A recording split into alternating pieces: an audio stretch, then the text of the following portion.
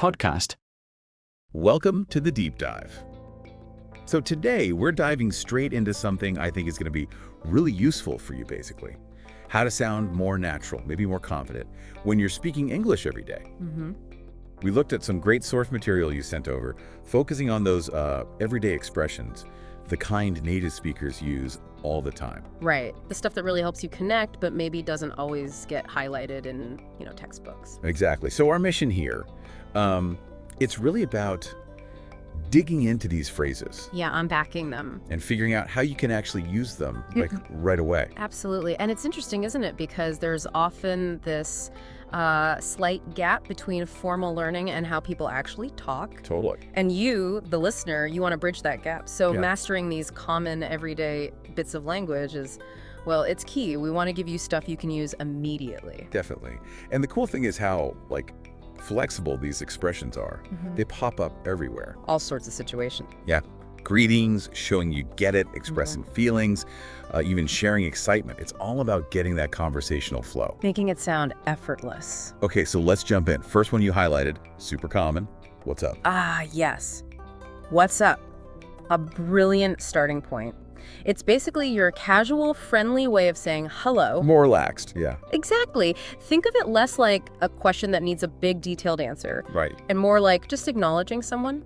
Saying, hey, I see you, signaling you're open for a chat. Like a little verbal nod. Precisely. It's often what linguists call phatic.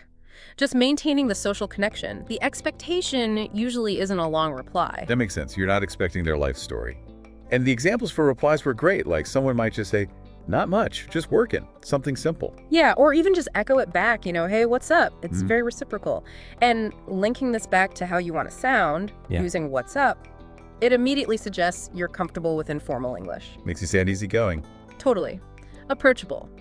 So the key takeaway here for you listening is what's up is great for that casual hello that opens the door without demanding too much. Okay, got it.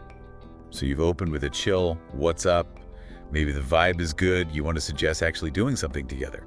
Next up, let's hang out. Yes, let's hang out. Such a useful one to have in your back pocket. It feels way more relaxed and friendly than, say, do you want to meet? Oh, definitely. Less formal. Right. It doesn't imply a strict plan or a specific fancy activity. And it's generally understood to be pretty low commitment. You probably wouldn't say, let's hang out if you're booking a fancy dinner, Probably not. And the hangout itself, the sources pointed this out, it's all about spending that relaxed, fun time together. Just enjoying each other's company. Yeah, could be anything. Coffee, movie, just, chilling at home and talking. That flexibility is the key thing. Absolutely. The flexibility, it encourages that casual connection. It's an invitation without the pressure of a detailed itinerary, Right. which raises a good point for you, the listener. Think about it. Doesn't let's hang out sometime just feel more natural, more spontaneous than a really structured invitation? It really does. It just softens the whole thing. Okay. Okay, moving on.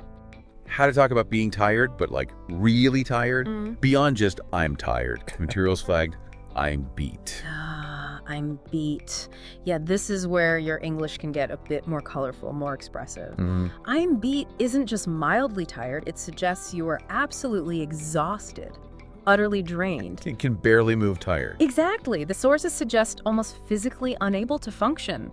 The power of I'm beat comes from that strong image you're metaphorically beaten down, worn out, creates a stronger connection. Yeah, you can really picture it, can't you? Like end of a long, crazy day, you flop onto the sofa. Ugh, I'm beat. Perfect scenario. Whether it's after work, studying for ages, running errands, man, Yeah. I'm beat just captures that feeling so much better than plain old I'm tired. It does. And like the note said, expressing those real feelings, it makes conversations more interesting, more relatable for the other person. Think about the last time you felt totally drained. Wouldn't I'm beat have felt punchier? Definitely more expressive. And it's fascinating, isn't it, how just one different word choice can elevate things. Instead of a flat statement, you're sharing a bit more, connecting on a, maybe more visceral level. Totally. Okay, let's shift to a phrase for keeping things positive. Light. No worries. No worries. Oh, that's essential for casual English. Carries such a positive vibe. Yeah, simple. Super simple. It's your quick, easy way to say it's okay, or don't stress about it. People use it all the time for minor things. Or when someone apologizes. Right, like someone bumps you accidentally, no worries. And they forgot something minor. no worries. Keeps things friendly, easygoing. Exactly. And the example given was perfect. Someone says, "Oh, sorry, I'm late." And you go, "Ah, no worries, I just got here too." yeah. Instantly smooths things over. No awkwardness. Yeah, it shows you're flexible, understanding. Precisely. And connecting back again, using no worries, really can make other people feel more comfortable around you.